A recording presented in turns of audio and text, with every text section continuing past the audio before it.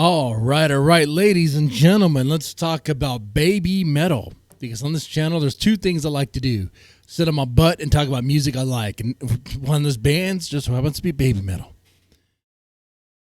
Now, in case you're new to this band, which I don't know how you would be if you clicked on this video, but if you are, baby metal was like this wild idea back in the day, back in 2010. They started off as a subunit for this J-pop group called Sakura Gakuen. And it was a crazy idea. Let's take the J-pop element, especially the kawaii factor of that, that genre of music there, and let's combine that with heavy metal, and let's see what you get. It was a wild idea. You know, how confident were they with this idea? Well, let's just say the producer pretty much had a shoestring budget to work with, and they weren't very confident. But what happened? Well, baby metal is now its own thing. Sakura Gakuen, not so much. It was a wild idea, and it worked very well. And along the way, especially very in the beginning, the kawaii thing was very important. Baby metal is often cited as the pioneers of kawaii metal. So I think asking, has baby metal lost its kawaiiness, its cuteness? I know over the years of releasing songs and albums, I think that's a legitimate question. And it's something that we see time and time again on Facebook and Reddit and maybe even on this channel. So let's take a look at this again and see if we have a different opinion here. Let's look at this as objective as we can. And you let me know anywhere in this video that you disagree in the comment section is a good place to do that. First off, do you agree with me that baby metal has lost its kawaii factor, has lost a bit of its kawaii factor over its course of being a band, as the act of just maturing and as they release songs and albums, and we'll get into that there. But I think they have lost it. But I think there's a trade-off there, and we'll get into that too. Now, let's look at this as objective as we can. Let's start from the very beginning. Their very first album, Baby Metal, the debut album, self-titled Baby Metal, back in 2014 it was released. This little album has a lot of very cool tracks on it. Tracks that really define baby metal. So much so that these tracks are still played, and very much in a dominant way on their set list. Anytime you see a baby metal show, you're going to hear a song from this album. Whether it be Baby Metal Death, Megasune, or Gimme Chocolate, there's going to be a song that was from this album that played live because that's how important it is. And it's also an album that is full of great references if you want to know what kawaii metal is, especially baby metal. Peak kawaii baby metal is on this album. One can probably make an argument for maybe a track like Awadama Fever or Yava that comes later. But no, you just throw Doki Doki Morning on there. Anything anyone raises, bro, come on. Doki Doki Morning is peak kawaii. Peak kawaii for baby metal. And I think that wasn't that their first song? Wasn't that their first song? Doki Doki Morning? I know it was their first music video. But you have songs like that and Ine and Gimme Chocolate. Out and Catch Me If You Can. All these tracks are oozing with the kawaii factor, very much so. Now, of course, it is helped. It is enhanced by the fact that they were literally children when they recorded this album. And for most of their, performing years, they were kids, literally kids, when they performed these songs live. And the choreography and stuff, of course. So everything that you do is going to be wrapped with extra cuteness because, they are like cute little girls dancing around, singing in their cute little voices and all that. In a way that's like, when you combine that with heavy metal, thrash metal and stuff, it creates this weird, this weird combination that you think wouldn't work well, but it does. They're like opposite of what you think would work, right? It's like, huh. I mean, this is a really solid album for that. It makes sense because it's their debut of it. It's they and it's their youngest in their career. It's where they started. You even have songs like Headbanger, which still ooze definitely a lot of Kawaii, especially early on. Especially early on. I think songs like Headbanger has matured over time as they perform it. But when they first started performing it, it definitely had that kind of cute, over-the-top factor to it. Especially Uki Uki Midnight. Then you have songs like Anadori Daisakusen, which is, it's bratty. It's bratty Kawaii, okay? I mean, it's a song literally about bratty little girls using their dad as an ATM, okay? Yeah. But this is peak Kawaii for Baby Metal. Then you have in 2016 Metal Resistance. I think it was 2016. Yeah, 2016. And on this album, you get some songs that are definitely heavy in the Kawaii factor, the cuteness, like Awadama Fever, Yava. Someone could probably make the case for No Rain, No Rainbow being a very Kawaii ballad. Maybe even The One, maybe. But I think if you look at this album compared to the debut album, you have less Kawaii songs on this album. Okay. Awadama Fever and Yava are very good. But songs like Syncopation, that does not ooze Kawaii-ness for me or for you. Come on, be honest. GJ? No. Metataro? Not really. Not really. There's like a fanfare element to Metataro. Sure, yeah, but I don't see it oozing the Kawaii. Sis Anger? No. Tales of the Destinies? Oh, come on, man. Now, that song is iconic. A Road of Resistance? Nah. That's not an example of Kawaii. Is it? No, I don't think so. Karate? Karate almost is, but it's not really. It's like Karate is a sound that Baby Metal is going to go more into. We'll hear more of, I think, in the other one. I would say in the next album, Metal Galaxy, but Metal Galaxy has some interesting shifts in it, and definitely a lot less Kawaii. What are the tracks on Metal Galaxy? We got Future Metal, which some people really like. But to me, honestly, it's kind of an intro track, and I treat it as an intro track. I'm like, okay. Da Da Dance, very fun, energetic dance song. It is a dance metal song. I would give it to you that it does have a little bit there. But just because it's a dance song doesn't make it Kawaii. There's dance songs that have ladies singing and all that stuff all the time, right? And they sound fun. They're great. They're poppy. They're catchy. Okay? But they're not Kawaii. Da Da Dance is where I think Baby Metal kind of loses that, and they kind of matured a bit. And it kind of, like, one thing is, it doesn't have the energy. I don't know what I'm saying there. It doesn't have the energy that Ine does. It just doesn't. Ine is a good example of a dance song that's oozing with Kawaii. Da Da Dance song, fun, catchy, but they have matured a bit, and they're no longer little kids doing it.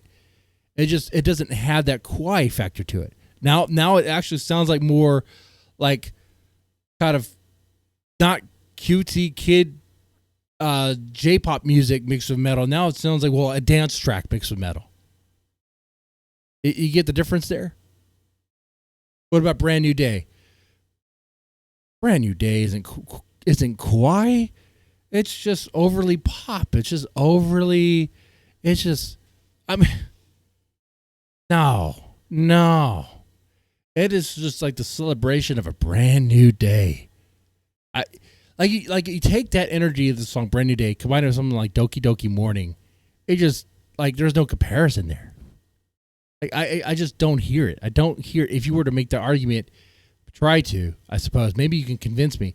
But didn't you have a lot of other tracks like Shanti Shanti Shanti? No, I don't really hear the Kawaii factor there. Majinai? No. Night Night Burn? Absolutely not. As far as the Kawaii factor, it's a cool song. Don't get me wrong. I like Night Night Burn. It's a fun song with a nice Latin beat to it. Kaguru? Huh. No, Kaguru is a song about vengeance, dude. Kaguru is a song about a woman who's been told that she's crazy over and over again, and she's fed up with it. Dude, am I right? Look at the lyrics. Look at the lyrics to Kaguru. And Kaguru, Sue's singing it like she's pissed off. Like she's mad at you for Connor. It's crazy. She's not crazy. She knows what's up. She knows you're seeing someone else. She knows you're not faithful. That's what Kaguru is about. That's not Kawaii. There's nothing Kawaii about it. Papa Ya. Okay, you have a chance. You have an argument. But out of how many songs? How many tracks? We're talking about maybe 2 possibly Kawaii songs? Maybe 1? Okay. So really helping my case here, right? That over time, over the release of these albums, that Baby Metal has definitely lost its Kawaii factor in these new songs. What about the other one? The latest album of Baby Metal, for the time of this recording anyway, you have a lot of cool tracks on this album here. From Mirror Mirror to Divine Attack, Maya, Monochrome. There's a lot of very solid tracks with great melodies and nice hooks that kind of really kind of earworm their way into you. Like Monochrome, you're probably still humming that tune, right? Very catchy.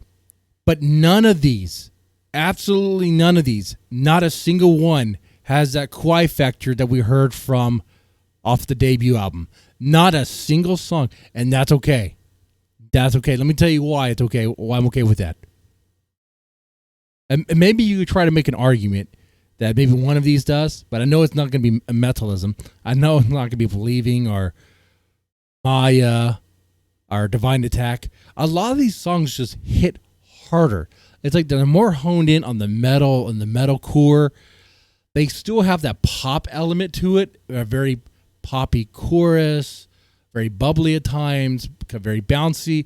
But as far as the quietness, like the cuteness, think little girl cuteness. Think like Kawaii is like when you hear it, you're thinking cutesy stuff, man. You're thinking kitty cats and rainbows, okay?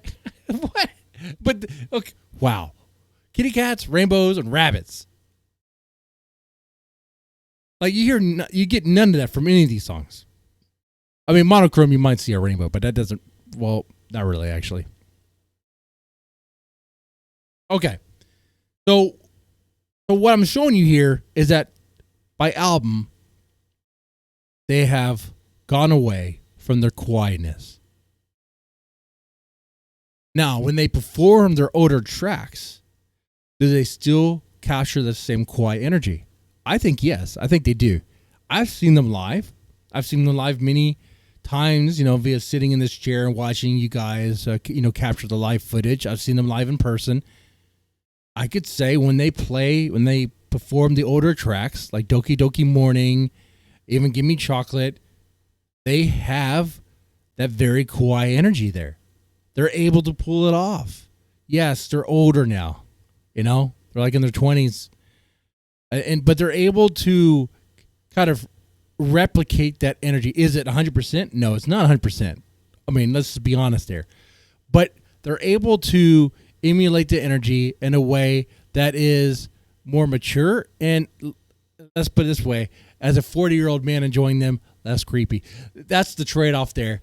See, I actually don't mind I don't mind that they've lost their quietness, that overly cutesy element over the duration of their being. Because for me, just being honest here, it's there's less of a creep factor there. What I'm saying is,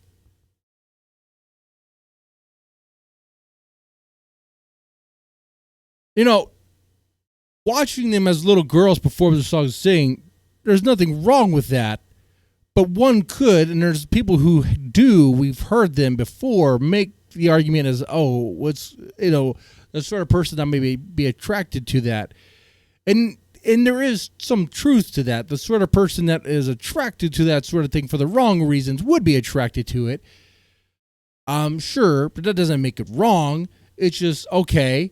But as they grew up, as they've grown up, as they've done, the people who are only attracted to it for that reason are, probably stuck in the past when they were kids and probably still focusing on those moments and only those moments, because to them, that was the definite baby metal and the best. And maybe they just really liked them as kids. I don't know. But as they've grown up, as they played, as they matured, they have, their sound has as well.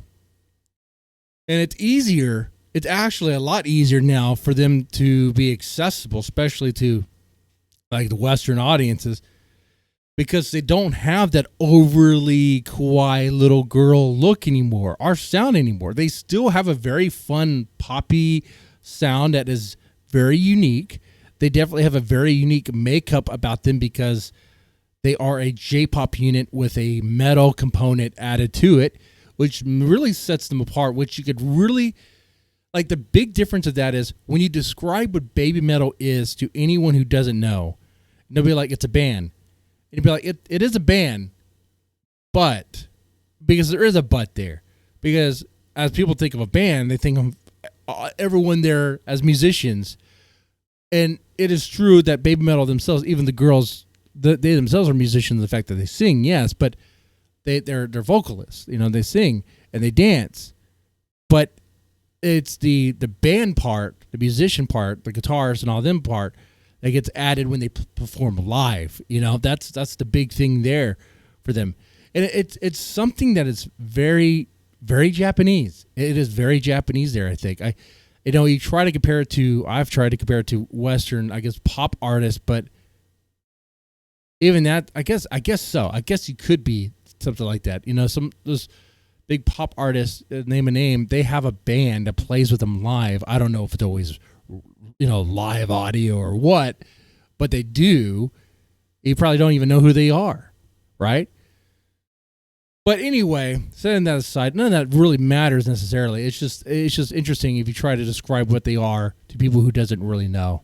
And I'll say it's a lot easier for them, I think, to have that sort of reach now that they have grown up and kind of matured over the years. And that's okay. That's fine. That's what's going to happen. They're not little kids anymore. They're not little girls anymore. They could still pull off those songs from the past and the image when they need to. But they are much more mature now, but not totally mature. They could have a party song. Rat-ta-ta-ta-ta is a fun example of a baby metal party song. It's very fun. It's very laid back, very laid back. The most laid back I've seen baby metal in a music video ever. And it's very fun. It almost has that kawaii energy, but it's not. It is more grown up. They're drinking daiquiris. They're older and they're those things there. So yeah, I think I think that's it, man. You guys are free in the comments section to let me know if you disagree and where some songs may be more kawaii than I'm really looking at, especially like later albums. But I think it is just that. I think over the years they have lost their kawaiiness, and I don't have a problem with that. And the trade-off is that they have become more mature in their sound and in their look, and they become more accessible in that sort of way. All right. Well, you guys let me know in the comments section what you thought about that. And y'all take it easy and have a good one.